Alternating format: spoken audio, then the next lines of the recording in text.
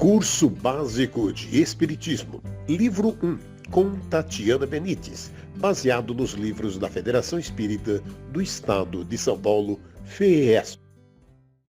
Olá, seja muito bem-vindo a mais um estudo do nosso livro, o Curso Básico de Espiritismo, primeiro ano, que é o nosso primeiro volume.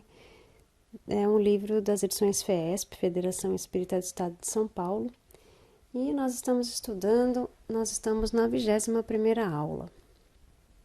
E o tema desta aula é Intervenção dos Espíritos no Mundo Corpóreo. E a primeira parte vai falar de vários temas. Vai falar sobre a afeição dos espíritos por certas pessoas, sobre anjos da guarda, espíritos protetores e familiares e simpáticos. Então vamos lá. Afeição dos espíritos por certas pessoas. Os espíritos geralmente possuem afeição por determinadas pessoas. Os bons espíritos simpatizam com os homens de bem ou suscetíveis de progredir. Os espíritos inferiores com os homens viciosos ou que podem viciar-se. Daí o seu apego, resultante da semelhança de sensações. Livro dos Espíritos, pergunta 484. Os bons espíritos interessam-se pelos infortúnios dos homens e afligem-se pelo mal que estes experimentam. Geralmente compadecem-se de nossos sofrimentos, tal como nos compadecemos dos sofrimentos de um amigo, e reerguem nossa coragem. Entre esses espíritos temos os anjos da guarda, espíritos protetores, familiares e simpáticos. Anjos da guarda e espíritos protetores. Em todos os tempos, os seres humanos sempre pressentiram a permanente atuação desses espíritos. Os anjos da guarda, que então eram considerados supranormais, até que, com o advento da doutrina espírita, ficou tudo esclarecido. Não se trata de seres à parte da criação, mas de entidades que assumem como missão o compromisso de nos assistir e velar por nós na existência terrena, aconselhando-nos sem afetar o nosso livre-arbítrio, guiando assim nossos passos. Eles sentem-se satisfeitos quando acatamos suas sugestões e repelimos o mal, e ficam ressentidos quando preferimos dar guarida às sugestões de espíritos inferiores. Anjo da guarda, segundo a doutrina espírita, é o espírito protetor de uma ordem elevada. Isso está no Livro dos Espíritos, pergunta 490. A missão do espírito protetor corresponde à de um pai para com os filhos, conduzir o seu protegido pelo bom caminho, ajudá-lo com os seus conselhos, consolá-los nas suas aflições, sustentar sua coragem nas provas da vida. Livro dos Espíritos, pergunta 491. Espíritos familiares. Alguns espíritos ligam-se a uma determinada família, cujos membros estão unidos pela afeição, passando então a ser espíritos familiares. Eles têm afeição e se unem a essas pessoas por laços mais ou menos duráveis, com o fim de lhes serem úteis dentro de suas limitações. São bons, porém, por vezes pouco adiantados e só atuam por ordem ou permissão dos espíritos protetores. Espíritos simpáticos são aqueles que se sentem atraídos para o nosso lado por afeições particulares e ainda por uma certa similitude de gostos e sentimentos, tanto para o bem como para o mal. De modo geral, a duração de suas relações é quase sempre subordinada às circunstâncias, pela lei de sintonia vibratória ou pelas afinidades. Eles continuam ligados àqueles que se fizeram credores de simpatias especiais. Tanto os espíritos familiares como os simpáticos, ao longo das reencarnações, criaram laços indissolúveis que se ligam de forma duradoura. Os espíritos, mesmo quando encarnados, sentem-se atraídos pela simpatia independentemente dos laços consanguíneos, após se desvencilharem do corpo físico e, voltados aos verdadeiros valores espirituais, estreitam ainda mais esses laços.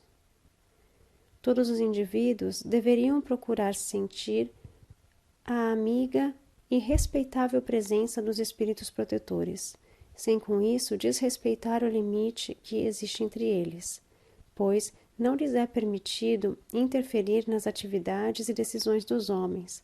A ação dos espíritos que vos querem bem é sempre regulada de maneira a vos deixar o livre-arbítrio, porque, se não tivesseis responsabilidade, não vos adiantaríeis na senda que vos deve conduzir a Deus. Livro dos Espíritos, pergunta 501. A interferência dos espíritos nas dificuldades faria com que os indivíduos perdessem o fruto da experiência que só adquirem quando aprendem a equacionar os problemas que surgem aos seus olhos, do âmbito do bem, após árdua luta. Mesmo em suas quedas, os espíritos procuram levantá-los, não os deixando à mercê das dúvidas e inquietações. Induzem-nos ao roteiro da fé, para que tenham bom ânimo para prosseguirem em sua jornada, no caminho evolutivo, outorgando-lhes assim o mérito de depurar suas próprias dores. Então, os espíritos, a afeição dos espíritos, a gente vai atrair espíritos bons se nós estivermos numa boa sintonia. Nós temos os espíritos familiares, os anjos da guarda, que são os nossos espíritos protetores, e nós estamos sempre rodeados de espíritos que podem ser simpáticos a nós por causa de alguns atos que cometemos, da forma com que pensamos, da forma com que nós somos moral e intelectualmente. Então, que nós possamos também estar sempre numa boa vibração para que nós possamos atrair esses espíritos simpáticos de bem e não aqueles de energias inferiores. Segunda parte, pressentimentos. O pressentimento é o conselho íntimo e oculto de um espírito que vos deseja o bem. É também a intuição da escolha anterior. É a voz do instinto. Livro dos Espíritos, pergunta 522. Cabe aqui salientar que, por intuição, entende-se a visão interior do próprio sujeito. Por inspiração, entende-se pensamentos de terceiros que lhes são sugeridos. Antes da encarnação, o espírito tem conhecimento das fases principais pelas quais terá que passar, ou melhor, do gênero de provas ao qual se submeterá. Quando essas provas ostentam caráter marcante, o espírito encarnado conserva em seu íntimo uma espécie de impressão que é a voz do instinto fazendo-se ouvir, quando se aproxima ao instante de as enfrentar ou sofrer. Isso se chama pressentimento. O espírito protetor que assiste o encarnado nos momentos mais importantes de sua vida adverte-o para evitar que faça algo que lhe seja prejudicial.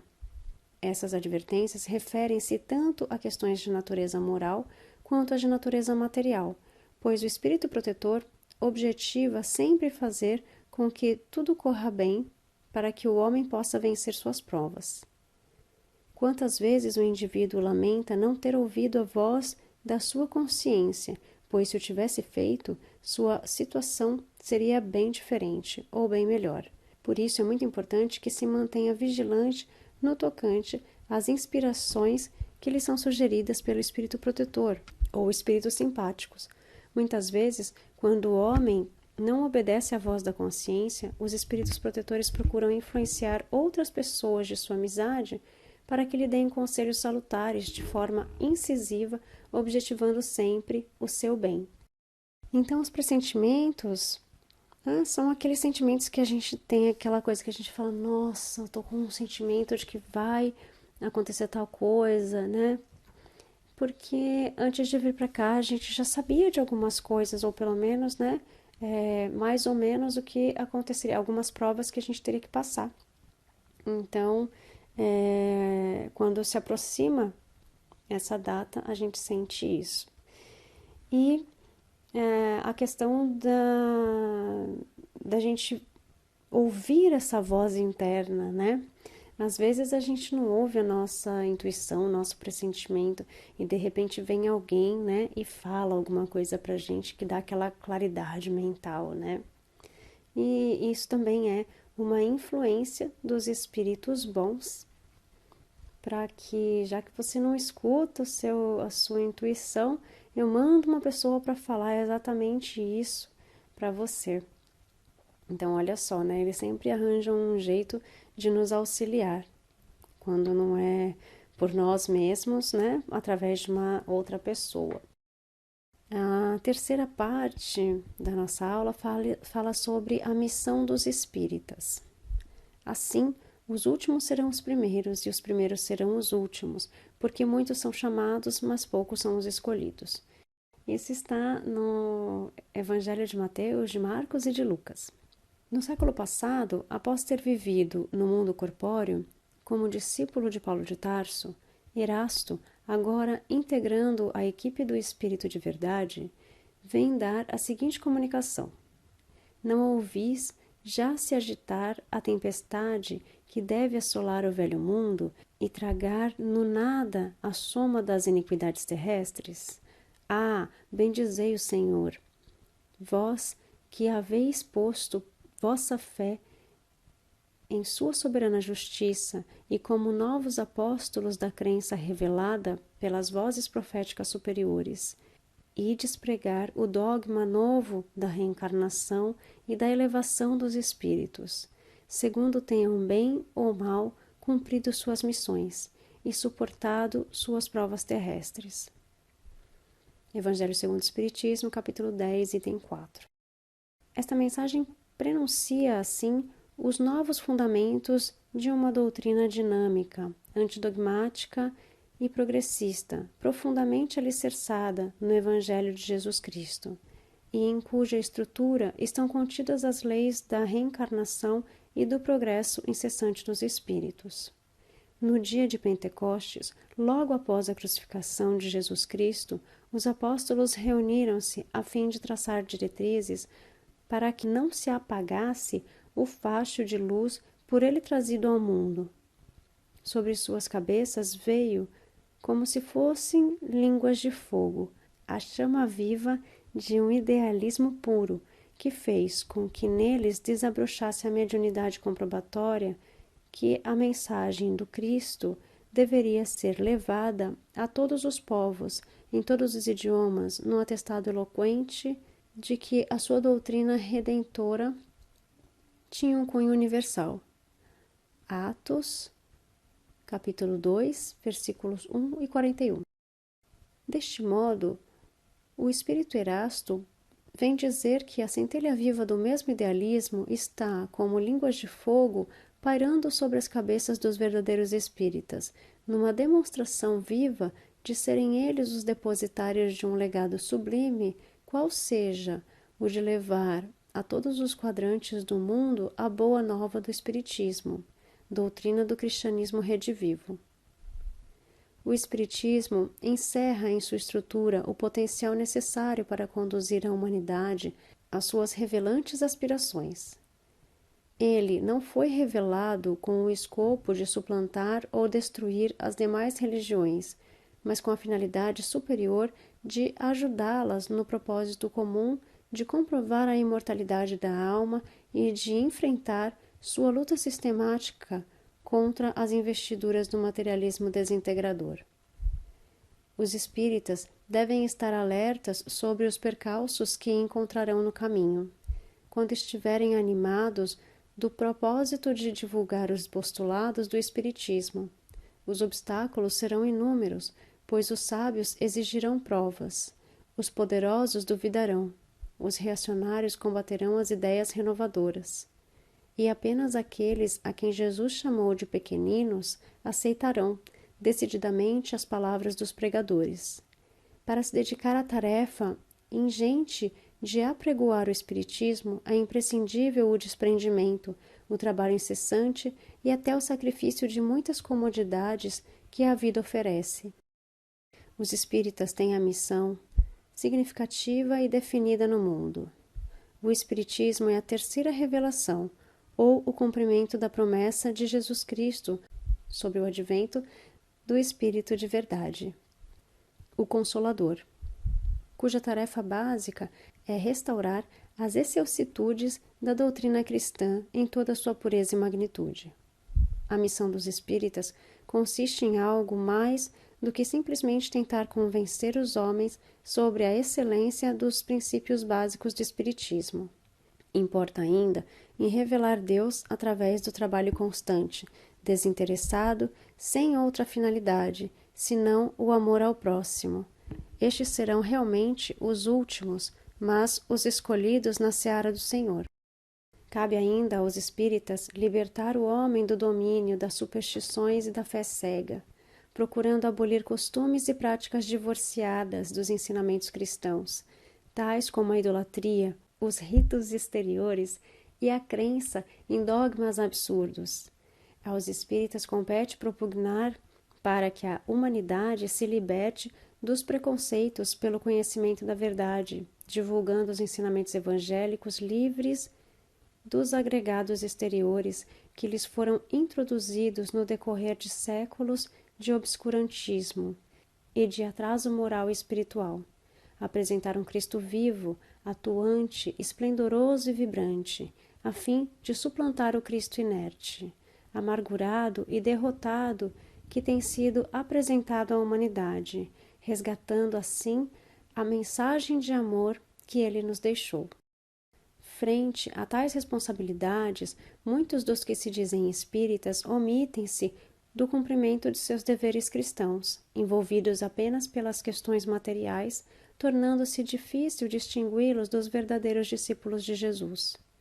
Mas os que estão no bom caminho trazem em si a marca luminosa de sua vivência evangélica, pois vós os reconhecereis pelos princípios de verdadeira caridade que eles professarão e praticarão. Vós os reconhecereis pelo número das aflições às quais eles terão levado consolações. Vós os reconhecereis pelo seu amor ao próximo, pela sua abnegação, pelo seu desinteresse pessoal. Vós os reconhecereis, enfim, pelo triunfo dos seus princípios, porque Deus quer o triunfo da sua lei. Evangelho segundo o Espiritismo, capítulo 20, item 4. Então, a missão de nós espíritas, é seguir os princípios do Evangelho segundo o Espiritismo, as leis morais, e é passar para as outras pessoas o que nós sabemos, é libertar o homem, do domínio dessas superstições, da fé cega, é pensar no bem das religiões e não que esta religião é melhor que a outra ou que sabe mais que a outra, mas é ensinar ao próximo o que nós sabemos. O que nós sabemos sobre a vida eterna, o que nós sabemos sobre a reencarnação, sem desmerecer o próximo, sem desmerecer as outras religiões, tendo sempre o respeito pela fé de cada um, mas mostrar a eles o que existe por trás da morte do corpo, e ensinar às outras pessoas o que nós aprendemos, com exemplos, principalmente com exemplos práticos, porque nós temos o dever moral de seguir os ensinamentos nos passos do Mestre, com humildade, com caridade, com amor, com perdão. Então, essa é a missão, de nós espíritas, que trabalhemos para o bem, fazendo o bem sem olhar a quem, com esses princípios, de auxiliar e levar ao conhecimento das outras pessoas a questão da reencarnação. Então é isso, eu espero que essa aula tenha servido também para uma grande reflexão sua e a gente se vê na próxima aula. Gratidão, namastê, namastate. Curso Básico de Espiritismo, livro 1, com Tatiana Benites, baseado nos livros da Federação Espírita do Estado de São Paulo, FES.